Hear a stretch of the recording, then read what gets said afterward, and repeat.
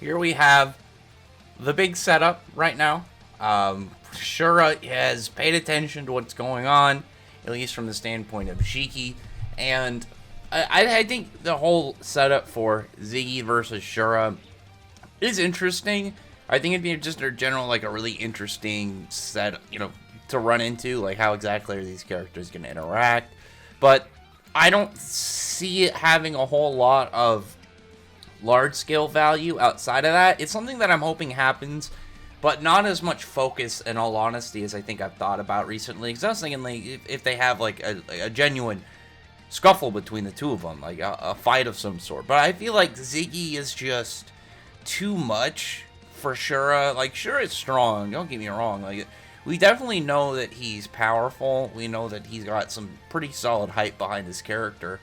But I just don't really see him doing anything to really contend with Ziggy. Because even if it's like a point where he, might seem like, oh, he somehow has the edge on Ziggy, or Ziggy might be in a bit of a rough spot, it's gonna probably be either Ziggy is like maybe getting some form of test going, or he's doing something tricky, and then he's gonna like evolve or upgrade his systems, and then just overtake him. Like with their fight, I just don't really see how it could go well without one of them running into just a really bad spot. And I don't think that would end up being Ziggy, because Ziggy just has a much larger scale level of importance than Shura does. And I don't want Shura to get beaten into the dirt unless it's like, if he gets demolished and then there's like another chunk of time for him to recover before, he fights Shiki or something. Just because, like, I look for that, the setup that I think makes more sense if it's Shiki versus Shura and then Ziggy versus Nero as like the matches, majorly going forward. But again, we'll see. Because again, even in the idea of Ziggy versus Shura, like, Shura doesn't have the level of general position that Ziggy has. He doesn't have the level of hype. He doesn't have the backstory of like, not just story value backstory, but like Ziggy has the backstory power level wise to just be way stronger than Shura. And on top of that, they have the same ether gear. So Ziggy is going to outclass Shura, I would assume, it practically every turn. The only way that I would see Shura maybe having the upper hand is if there's like a type of gravity manipulation that Shura maybe excels at, maybe whatever he's like the best at. Maybe he's really good at manipulating objects with gravity, not himself. Like, he excels at manipulating other things. Who knows exactly how it'll be. But that's just my opinions on that fight, because like I read through this chapter, and it was more of like a half setup chapter, kind of probably like a third character chapter, and then a remainder, just like some of the action scenes. It's like the chapter begins, and we're seeing the Eden Zero ship next to the Oasis ship, and I actually don't know if I just missed it in the previous chapters. I don't remember if the Oasis ship was shown. I actually like their ship a lot.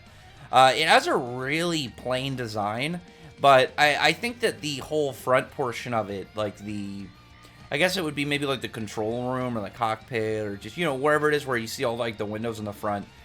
I really like the weird design of that, how you have this almost like giant set of bay windows going all the way on one side to the other. It reminds me of the ship from Lilo and Stitch that the main alien government lady had. Like, it just was that really big round ball looking ship. I just think it was a neat looking design, and I like that here. It's really funny because like you compare it next to the Eden Zero, and all it really is just some plain looking ship with cat ears on it.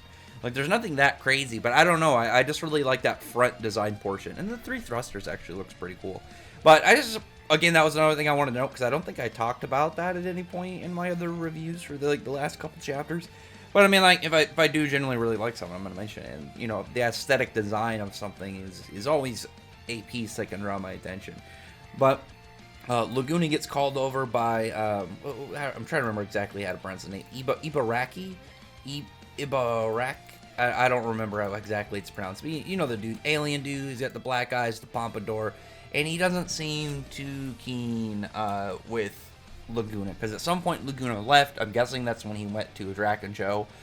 The details, and I think to fix Laguna's level of suspicions, will be on the details of his character. Like, maybe he was an Oasis, but he never thought the Oasis people could be strong enough to overtake Nero, and that's why he went to Drac and Joe. He's like, well, if I eventually earn enough clout with Jack and Joe, I might be able to push him into either helping me fight Nero, or maybe just, like, maybe direct him into, like, a way to kind of want to go and mess with Nero himself.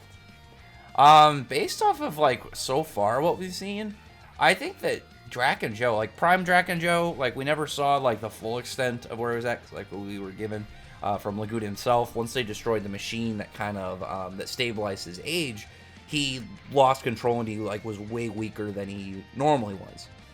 So, Drac and Joe, if Drac and Joe went to go fight Nero, like, legitimately, as long as he can sneak past their forces, the large-scale numbers that Nero has, I'm sure Drac and Joe will be fine. Like, he's got probably the best ether gear currently in the series, just because it's so flexible, and it doesn't seem to have that much of ruling outside of, like, if he just has to touch you.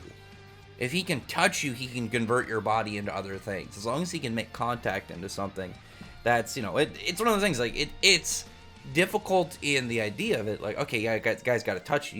You got to keep away from him, but it's like, you better not hope he gets a hold of you. Otherwise you might just be in a bad spot. But the whole point with Laguna having betrayed Oasis, he's definitely suspicious to me. Like, I'm kind of, I don't really know how exactly I feel about Laguna being around. I've had this suspicions of him since, like, we had that initial panel where he was kind of seeming a little bit ominous. I think it was, I can't remember if it was right before or right after Jin joined the crew, but yeah, he was just being a little bit kind of, sus is the easiest word, and I know it's been used into the, you know, into the dirt, but I mean, it's something that fits. He's extremely suspicious in this chapter, and I like that Wise is aware of it. Wise is just like, hey, if you bring anybody, you know, in our crew into your problems, anyone gets, like, hurt or killed, then he's gonna end up killing him. I like that. I thought that was really good. It's funny because Wise has that similar position as, say, like, Musica or Gray in comparison for, you know, Machine the series. But for the most part, they don't act similar, but, like, when it comes to the times where they can be serious, like, Musica, Gray, and Wise are all those, they all have that trait between them where it's like, hey, I know my other people on my team might not be as, be as brutally honest as you, but just so you know, if you get us in a bad spot and you screw us over, I'm gonna fuck you up. Like, I thought that was just good. I thought that was probably one of my favorite parts of the chapter, because, like, Laguna could easily be, you know, in the long run, you know, a friend. Maybe, like, it's just, like, some stuff that he's withholding, he's not telling them. But at the same time, I think that Wise addressing that potential problem is really good for his character, and as well as, like, for the story, because it'd be really weird if, like, they have this, again, very suspicious aspects of Laguna, but none of the characters ever question it or kind of been like, maybe I should talk to him.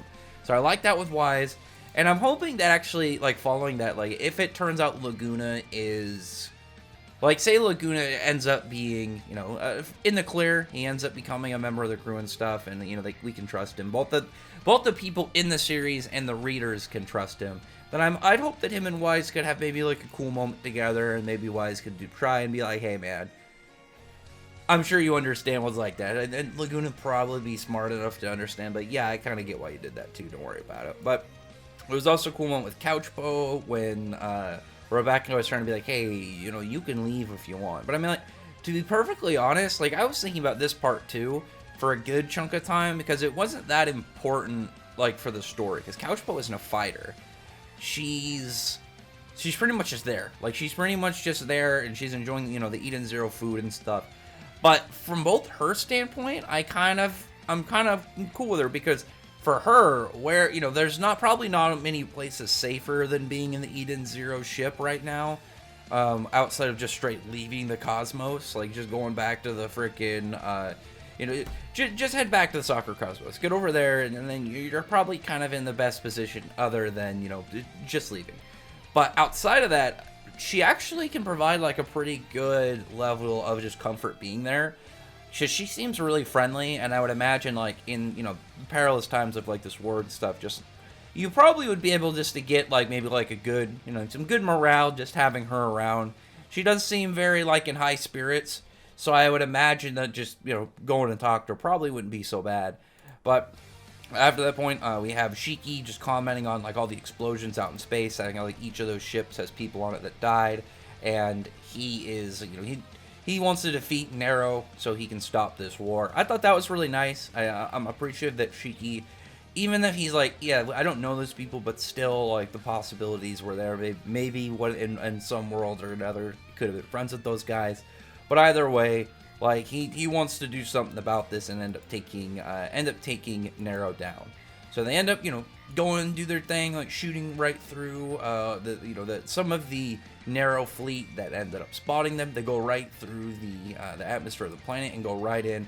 I really like seeing the Eden Zero ship there. I thought that was just really cool. I thought that was just badass in general to see how it enters.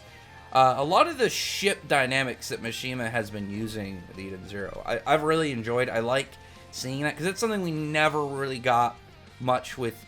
The same thing like with Rave Master at Fairy Tail. Like, there were some parts where you have like a ship or some form of vehicle in it, some form of construct, maybe, something like the Nirvana.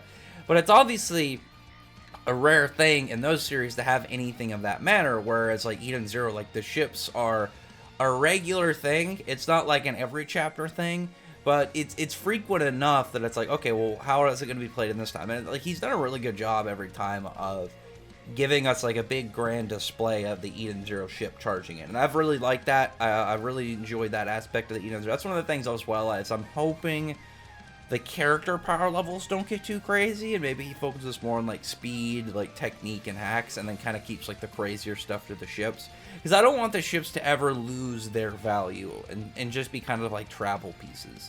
I don't know, it's just something that I've thought about heavily for a long time about Eden Zero, because, and it is still written by the same guy, but it's like I want the ships to stay irrelevant. And I understand, like, power levels and stuff are going to increase as the series progresses. Like I said, the ships, like, if there's a couple characters, like only a few characters that are stronger than the ships, I'm okay with that. But I'm hoping for the most part the ships are always kind of just like a part of the story and end up having a tie into the events. And we don't end up getting to a point where we're not going to get really cool ship entrances like this.